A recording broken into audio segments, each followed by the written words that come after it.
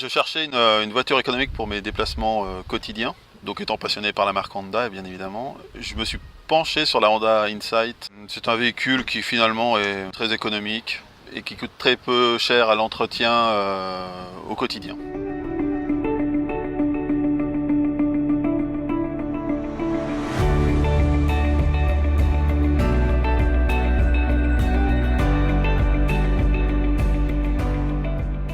L'idée de départ de Honda, ça a toujours été la protection de l'environnement. Ça avait déjà commencé en 1976 avec les Civic CVCC. Ils avaient poursuivi après dans les années 90 avec la Civic VTEC E.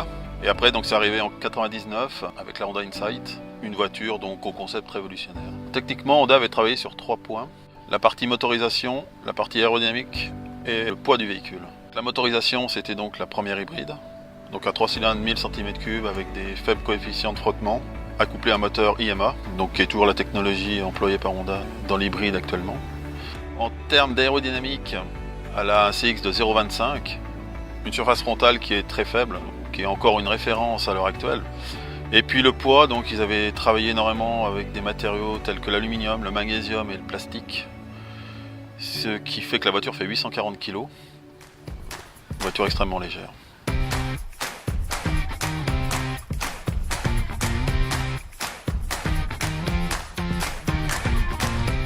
Comme vous pouvez le voir, il y a 2 Honda Insight, une verte et une grise. La grise appartient à mon frère et la verte m'appartient.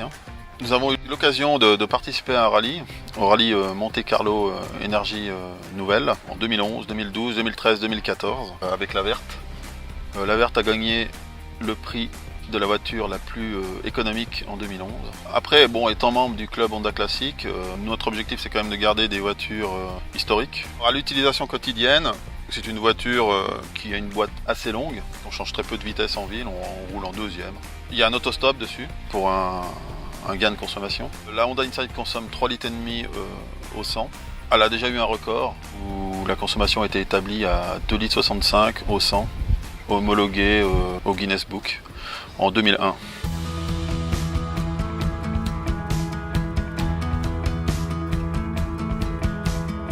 C'est une voiture qui est quand même assez rare, il est difficile de trouver des pièces. Je préfère la préserver et puis j'ai acheté une Honda CRZ, toujours hybride, on reste du côté écolo.